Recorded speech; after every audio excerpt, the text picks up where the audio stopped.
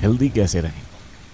देखो, यूँ तो तुम्हें हज़ारों ऐसी वीडियोस मिल जाएंगे इस सवाल का जवाब देते हुए कि अपना खान पान ठीक करो, नियमित वर्कआउट करो, अच्छी नींद लो। लेकिन आज मैं तुम्हें हेल्दी रहने का परम ज्ञान दे रहा हूँ जो इन सब से भी परे है। तो ध्यान से सुनो।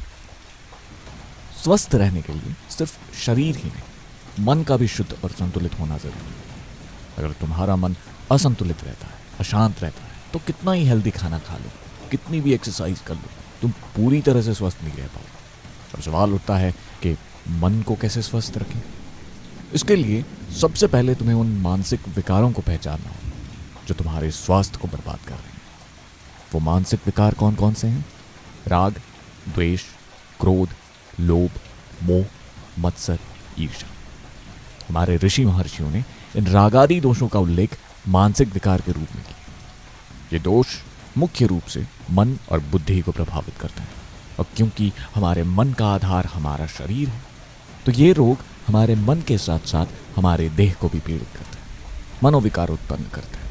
और जब मनोविकार उत्पन्न होते हैं तो वो हमारे शरीर के त्रिदोष वात पित्त कफ इन्हें असंतुलित कर देता है।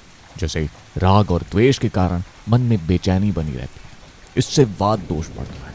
वात दोष बढ़ने से नींद खराब होती है, डाइजेशन कमज़ोर होता है, जोड़ों में दर्द, एंग्जाइटी और अनावश्यक डर लगा रहता है। तो उसको संतुलित करने के लिए ज़मीन से जुड़े रहो, ध्यान और प्राणायाम करो और सात्विक पोषक भोजन। वहीं क्रोध पित्त को बढ़ाता है। गुस्सा आने पर शरीर में अग्नि तत्व बढ़ जाता है, जिससे पित्त दोष असंतुलित हो जाता है।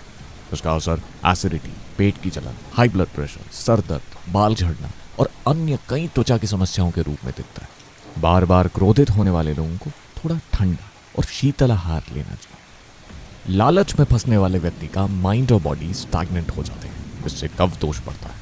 कफ दोष बढ़ने पर वजन बढ़ता है, सुस्ती आती है, ज़्यादा नींद आती है, बलगम की समस्याएं आती हैं और मेटाबॉलिज्म धीमा हो जाता है। जब व्यक्ति किसी चीज़ से अति आसक्त हो जाता है तो उसकी भावनाएं असंतुलित हो जाती हैं।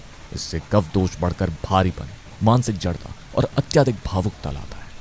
वहीं अगर मोह अधूरी इच्छाओं की तरफ बढ़ता है तो पित्त दोष बढ़कर चिंता, ईर्ष्या और चिड़चिड़ापन लाता है। इसको संतुलित करने के लिए आध्यात्मिक चिंतन, ध्यान और आत्मनिरीक्षण जरूरी है। जलन और ईर्ष्या होने पर शरीर में वात और पित्त दोनों बढ़ जाते हैं। इससे hormonal imbalance, migraine, skin problems, gastric troubles, दिल की बीमारियों का खतरा बढ़ता है। ईर्ष्या से बचने के लिए शांत रहने की आदत डालो, दूसरों से तुलना करना बंद करो और कृतज्ञता विकसित करो। Hope that answers your question. I'll see you in the next video.